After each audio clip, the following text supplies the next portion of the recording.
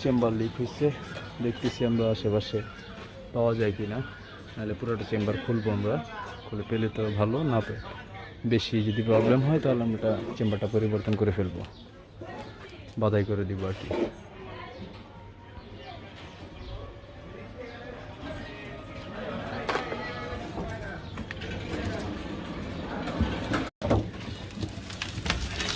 Chamber leak আছে বলো, অনেক দ্রুত বের হয়ে যায়, আমরা দেখবো কোথায় আছে, না হয় নতুন করে বেরিয়ে দিব।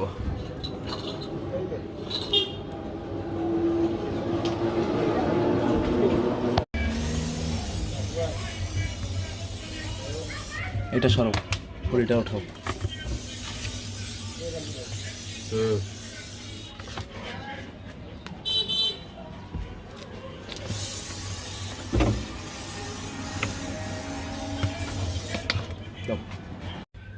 এই যে বাবু চান্দু কত সুন্দর করে বের হচ্ছে, অনেক বড় লিক।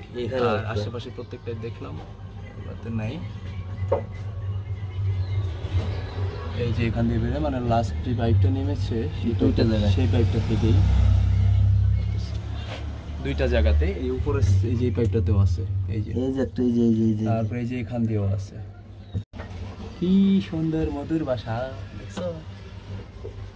এই দেখো, বাড়তি আছে, বাড়তি আছে, বাড়তি আছে। এদিকে আছে কি?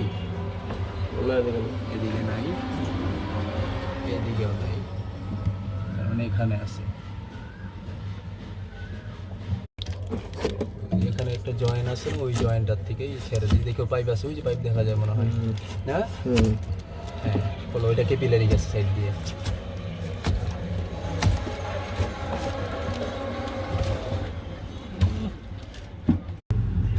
এই পাইপটা যে নামছে না, যে পাইপটা, এই পাইপটা আমরা উপর থেকে নিচ পর্যন্ত নামাই দিব। খারাপ চেম্বারের লাস্ট যে পাইপটা, ওইটা লিকেজ হয়ে গেছে, ওটা আমরা এখন পরিবর্তন করবো। এই যে আমরা দিক দিয়ে অলরেডি পাইপ নিয়ে আসছি। পরে এগুলোর মধ্যে আমরা পিফোমের যে স্প্রেগুলো আছে, যে এই পিফোমের স্প্রেগুলো আমরা দিয়ে এটা পুরোটা সমান করে দিব। একবার প্রত্যেকটা গ্যাপ আমরা স্প্রে দিয়ে ফিল আপ করে দিব, যেগুলো যেগুলো কাটা হয়েছে। এই পাইপটা কি সুন্দর একটা ওয়েদার, হ্যাঁ,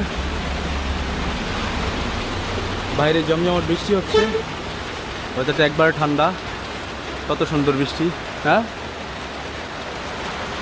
আর আমরা এদিক দিয়ে চেম্বারে কাজ করতেছি। এই যে আমরা পাইপটা, তো এত সুন্দর ওয়েদারে কাজ করতে আসলে মজাই লাগে, কিন্তু প্রথম